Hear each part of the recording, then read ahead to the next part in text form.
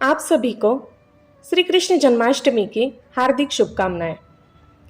इंद्र ने कहा है, हे मुनियों में श्रेष्ठ, सभी शास्त्रों के ज्ञाता, हे देव, व्रतों में उत्तम उस व्रत को बताए जिस व्रत से मनुष्य को मुक्ति लाभ प्राप्त हो तथा उस व्रत से प्राणियों को भोग और मोक्ष भी प्राप्त हो जाए। इंद्र की बात को सुनकर नारद जी ने कहा, त्रेता युग के अंत में और द्वापर युग के प्रारंभ समय में निंदित कर्म को करने वाला कंस नाम का एक अत्यंत पापी दैत्य हुआ। उस दुष्ट व दुराचारी कंस की देवकी नाम की एक सुंदर बहन थी। देवकी के गर्भ से उत्पन्न 8वां पुत्र कंस का वध करेगा। नारद जी की बातें सुनकर इंद्र ने कहा, उस दुराचारी कंस की कथा का विस्तार पूर्वक वर्णन कीजिए। क्या यह संभव है कि देवकी के गर्भ से उत्पन्न 8वां पुत्र अपने मामा कंस की हत्या करेगा? इंद्र की स्नेह भरी बातों को सुनकर नारद जी ने कहा, हे अदिति पुत्र इंद्र, एक समय की बात है, उस दुष्ट कंस ने एक ज्योतिषी से पूछा, मेरी मृत्यु किस प्रकार और किसके द्वारा होगी? ज्योतिषी बोले, हे दानवों में श्रेष्ठ कंस, वसुदेव की पत्नी जो वाकपटु है और अपनी बहन भी है, उसी के गर्भ से उत्पन्न उसका 8वां पुत्र जो कि शत्रुओं को भी पराजित कर इस संसार में कृष्ण नाम से विख्यात होगा। वही एक समय सूर्योदय काल में आपका वध करेगा। ज्योतिषी की बातों को सुनकर कंस ने कहा, हे दैवज, आप अब यह बताएं कि देवकी का 8वां पुत्र किस मास में किस दिन मेरा वध करेगा? ज्योतिषी बोले, हे महाराज, माघ मास की शुक्ल पक्ष की तिथि को 16 कलाओं से पूर्ण श्री कृष्ण से आपका युद्ध होगा। उसी युद्ध में वे आपका वध करेंगे। इसलिए हे महाराज, आप अपनी रक्षा यत्न पूर्वक करें। इतना बताने के पश्चात नारद जी ने इंद्र से कहा, ज्योतिषी द्वारा बताए गए समय पर कंस की मृत्यु कृष्ण के हाथ निस्संदेह होगी। तब इंद्र ने कहा, हे मुनि, उस दुराचारी कंस की कथा का वर्णन कीजिए और बताइए कि श्री कृष्ण का जन्म कैसे होगा तथा कंस की मृत्यु कृष्ण द्वारा किस प्रकार होगी। इंद्र की बातों को सुनकर नारद जी ने पुनः कहना प्रारंभ किया। उस दुराचारी कंस ने अपने एक द्वारपाल से कहा, मेरी इस प्राणों से प्रिय बहन की पूर्ण सुरक्षा करना। द्वारपाल ने कहा, ऐसा ही होगा। कंस के जाने के पश्चात उसकी छोटी बहन दुखित होते हुए जल लेने के बहाने घड़ा लेकर तालाब पर गई। उस तालाब के किनारे एक वृक्ष के नीचे बैठकर देवकी रोने लगी। उसी समय एक सुंदर स्त्री जिसका नाम यशोदा था, उसने आकर देवकी से प्रियवाणी में कहा, हे देवी, इस प्रकार तुम क्यों विलाप कर रही हो? अपने रोने का कारण मुझसे बताओ। तब दुखी देवकी ने यशोदा से कहा, हे बहन, नीच कर्मों में आसक्त दुराचारी मेरा ज्येष्ठ भ्राता कंस है। उस दुष्ट भ्राता ने मेरे कई पुत्रों का वध कर दिया। इस समय मेरे गर्भ में 8वां पुत्र है, वह इसका भी वध कर डालेगा, क्योंकि मेरे ज्येष्ठ भ्राता को यह भय है कि मेरे अष्टम पुत्र से उसकी मृत्यु अवश्य होगी। देवकी की बातें सुनकर यशोदा ने कहा, हे बहन, विलाप मत करो, मैं भी गर्भवती हूँ। यदि मुझे कन्या हुई तो तुम अपने पुत्र के बदले उस कन्या को ले लेना। इस प्रकार तुम्हारा पुत्र कंस के हाथों मारा नहीं जाएगा। तदनंतर कंस ने अपने द्वारपाल से पूछा, देवकी कहाँ है? इस समय वह दिखाई नहीं दे रही है। तब द्वारपाल ने कंस से नम्रवाणी में कहा, हे महाराज, आपकी बहन जल लेने तालाब पर गई हुई है। यह सुनते ही कंस क्रोधित हो उठा और उसने द्वारपाल को उसी स्थान पर जाने को कहा जहां वह गई हुई है। द्वारपाल की दृष्टि तालाब के पास देवकी पर पड़ी।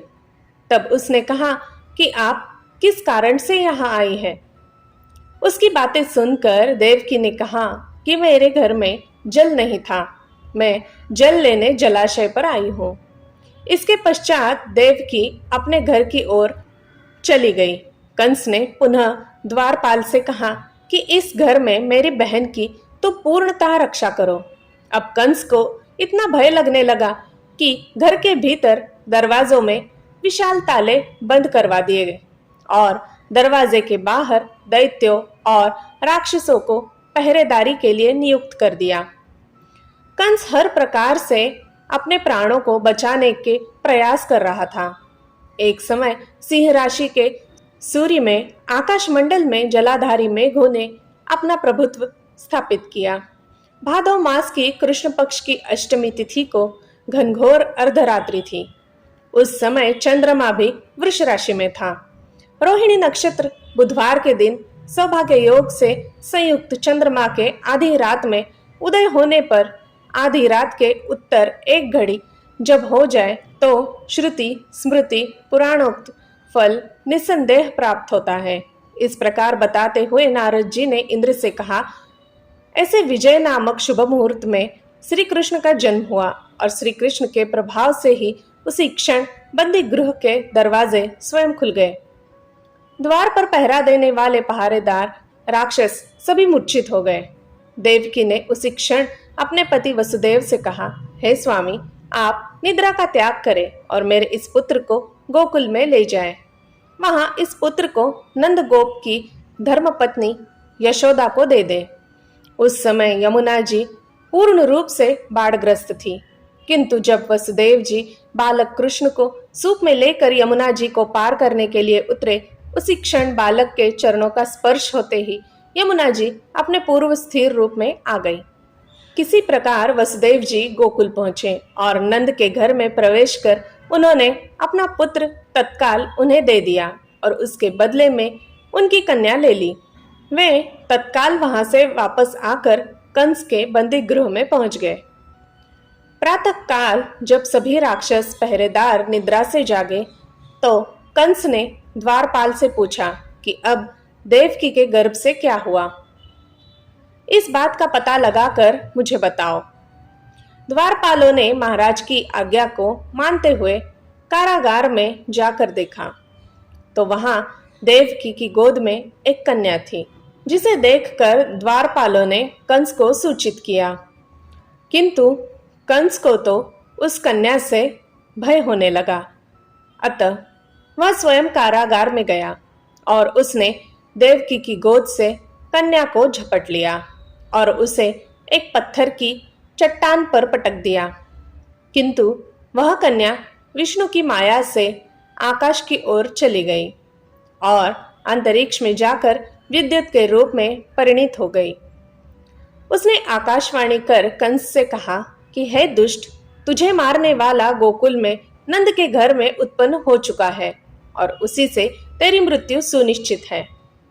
मेरा नाम तो वैष्णवी है। मैं संसार के कर्ता भगवान विष्णु की माया से उत्पन्न हुई हूँ।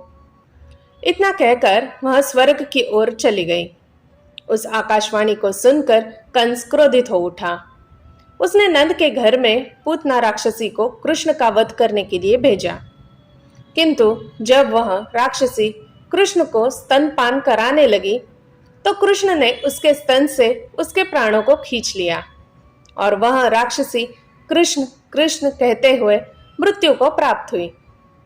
जब कंस को पूतना की मृत्यु का समाचार प्राप्त हुआ तो उसने कृष्ण का वध करने के लिए क्रमशः केशी नामक दैत्य को अश्व के रूप में, उसके पश्चात अरिष्ट नामक दैत्य को बैल के रूप में भेजा, किंतु ये दोनों भी कृष्ण के हाथों मृत्यु को प्राप्त हुए।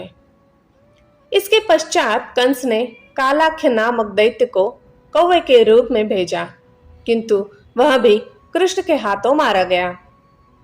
अपने बलवान राक्षसों की मृत्यु के आघात से कंस अत्यधिक भयभीत हो गया। उसने द्वारपाल को आज्ञा दी कि नंद को तत्काल मेरे समक्ष उपस्थित करो। द्वारपाल नंद को लेकर जब उपस्थित हुए तब कंस ने नंद से कहा कि यदि तुम्हें अपने प्राणों को बचाना है तो पारिजात के पुष्प ले आओ। यदि तुम नहीं ला पाए तो तुम्हारा वध निश्चित है। कंस की बातों को सुनकर नंद ने ऐसा ही होगा कहा और अपने घर की ओर चले गए। घर आकर उन्होंने संपूर्ण वृत्तांत अपनी पत्नी यशोदा को सुनाया, जिसे श्री कृष्ण भी सुन रहे थे। एक दिन श्री कृष्ण अपने मित्रों के साथ यमुना नदी के किनारे गेंद खेल रहे थे और अचानक स्वयं ने ही गेंद को यमुना में फेंक दिया। यमुना में गेंद फेंकने का मुख्य उद्देश्य यही था कि वे किसी प्रकार पारिजात पुष्पों को ले आए। अतः वे कदम्ब के वृक्ष पर चढ़कर यमुना में कूद पड़े। कृष्ण के यमुना में कूदने का समाचार श्रीधर नामक गोपाल ने यशोदा को सुनाया।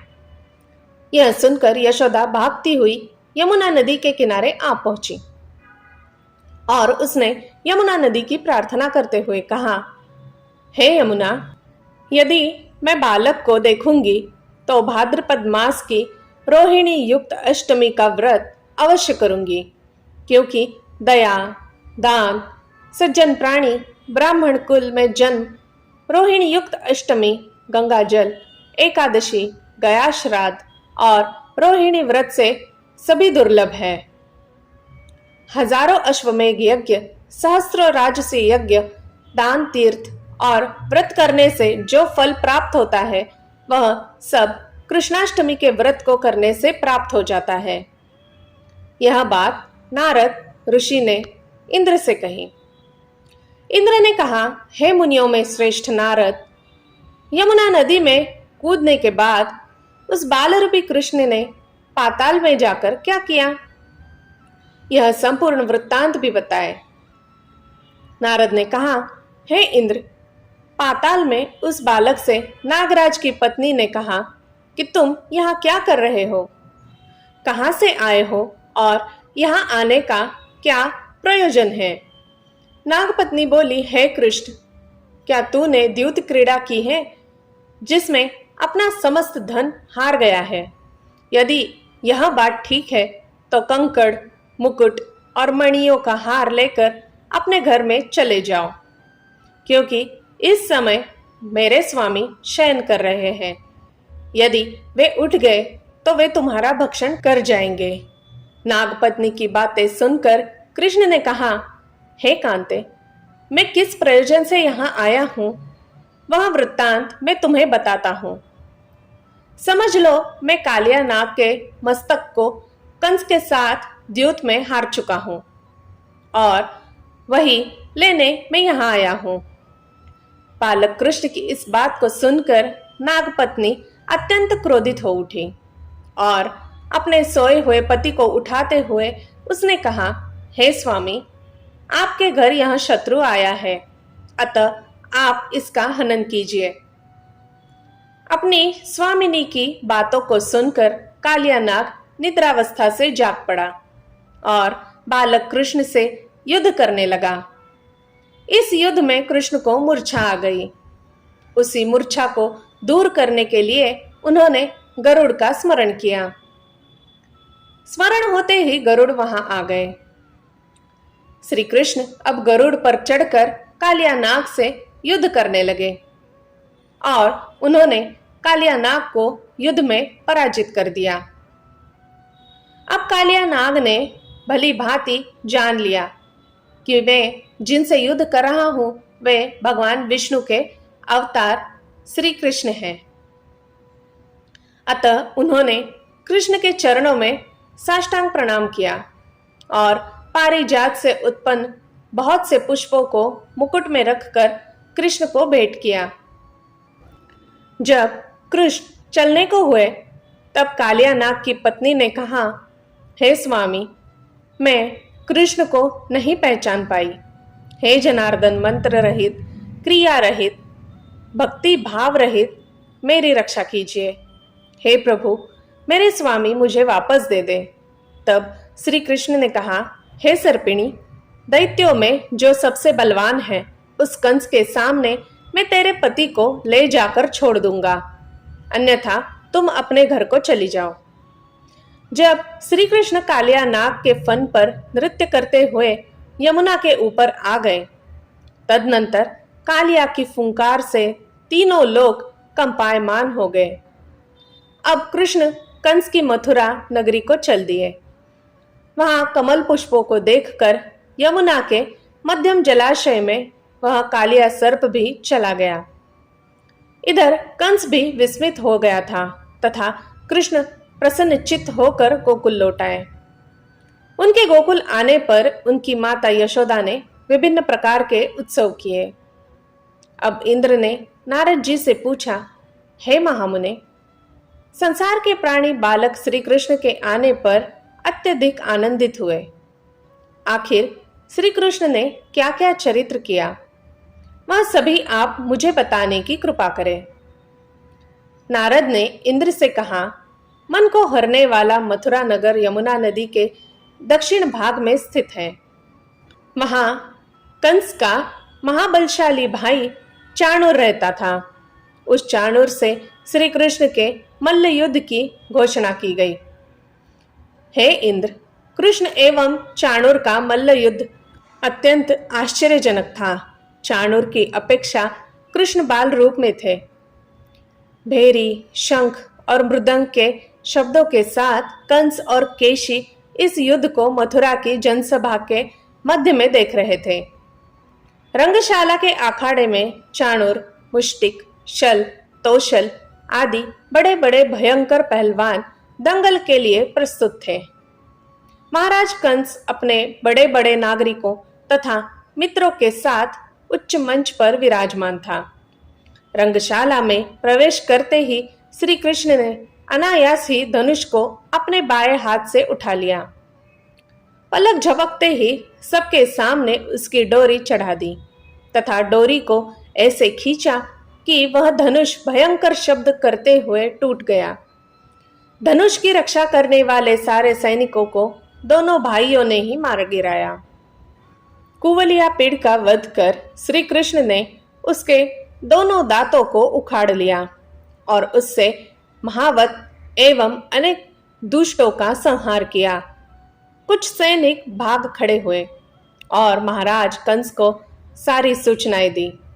तो कंस ने क्रोध से दांत पीसते हुए चाणूर मुष्टिक को शीघ्र ही दोनों बालकों का वध करने के लिए इंगित किया।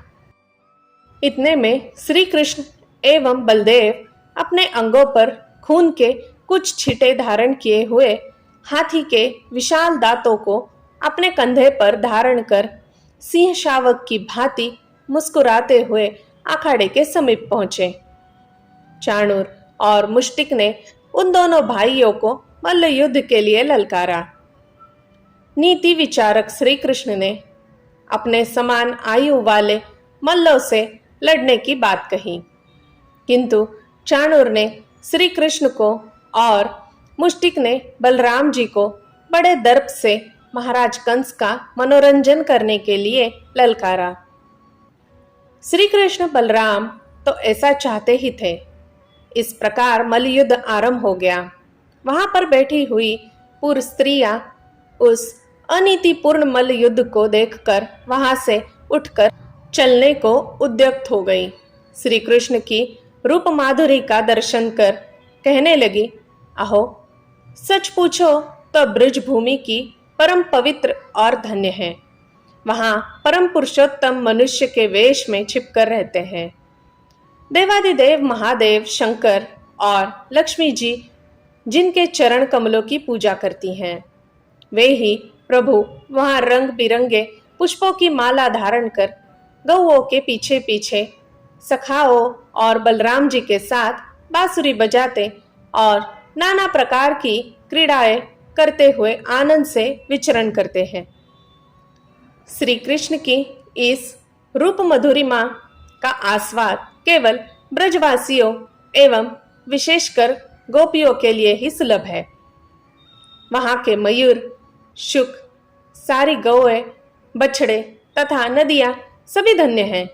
वे स्वच्छंद रूप से श्री कृष्ण की विविध प्रकार की माधुरियों का पान करके निहाल हो जाते हैं। अभी वे ऐसी चर्चा कर ही रही थी कि श्री कृष्ण ने चाणूर और बलराम जी ने मुष्टिक को पछाड़कर उनका वध कर दिया। तदनंतर कुट, शल, तोशल आदि भी मारे गए। इतने में कंस ने क्रोधित होकर श्री कृष्ण, बलदेव और नंद वसुदेव सबको बंदी बनाने के लिए आदेश दिया, किंतु सबके देखते ही देखते बड़े वेग से उछलकर श्री कृष्ण उसके मंच पर पहुंच गए और उसकी चोटी पकड़कर नीचे गिरा दिया तथा उसकी छाती के ऊपर कूद गए, जिससे उसके प्राण पखेरु उड़ गए। इस प्रकार सहज ही कंस मारा गया। श्री कृष्ण ने रंगशाला में अनुचरों के साथ कंस का उद्धार किया। कंस के पूजित शंकर जी इस रंग को देखकर कृतकृत्य हो गए, इसलिए उनका नाम श्री रंगेश्वर हुआ। यह स्थान आज भी कृष्ण की इस रंगमयी लीला की पताका फहरा रहा है। श्रीमद् भागवत के अनुसार तथा श्री विश्वनाथ चक्रवर्ती पाद के विचार से कंस का वध शिवरात्रि के दिन हुआ था, क्योंकि कंस ने अक्रूर को एकादशी की रात अपने घर बुलाया तथा उससे मंत्रणा की थी। श्री कृष्ण ने अपने पैरों को चाणूर के गले में फंसाकर उसका वध कर दिया। चाणूर की मृत्यु के पश्चात उनका मल्ल युद्ध केशी के साथ हुआ। हे इंद्र, उसी क्षण श्री कृष्ण ने गरुड़, बलराम तथा सुदर्शन चक्र का ध्यान किया, जिसके परिणाम स्वरूप बलदेव जी सुदर्शन चक्र लेकर गरुड़ पर आरूढ़ होकर आए। उन्हें आता देख बालक कृष्ण ने सुदर्शन को उनसे लेकर स्वयं गरुड़ की पीठ पर बैठकर न जाने कितने ही राक्षसों और दैत्यों का वध कर दिया, कितनों के शरीर अंग भंग कर दिए। इस युद्ध में श्री कृष्ण और बलदेव ने असंख्य दैत्यों का वध किया। बलराम जी ने अपने आयुध शस्त्र हल से और कृष्ण ने सुदर्शन चक्र से माघ मास की शुक्ल पक्ष की सप्तमी को विशाल दैत्यों के समूह का सर्वनाश किया। जब अंत में केवल दुराचारी कंस ही बच गया, तो कृष्ण ने कहा, हे दुष्ट, अधर्मी, दुराचारी, अब मैं इस महायुद्ध स्थल पर तुझसे युद्ध कर तथा तेरा वध कर इस संसार को तुझसे मुक्त कराऊंगा। यह कहते हुए श्री कृष्ण ने उसके केशों को पकड़ लिया और कंस को घुमाकर पृथ्वी पर पटक दिया, जिससे वह मृत्यु को प्राप्त हुआ। कंस के मरने पर देवताओं ने शंख, घोष व पुष्प वृष्टि की। वहां उपस्थित समुदाय श्री कृष्ण की जय जयकार कर रहा था। कंस की मृत्यु पर नंद, देवकी, वसुदेव, यशोदा और इस संसार के सभी प्राणियों ने हर्ष पर्व मनाया। जय श्री कृष्ण। धन्यवाद दोस्तों। मेरी सुनाई कहानियां अगर आपको अच्छी लगती हो तो मैं आपसे अनुरोध करती हूँ कि कृपया मेरे इस चैनल को एक लाइक, शेयर और सब्सक्राइब जरूर कीजिएगा। धन्यवाद।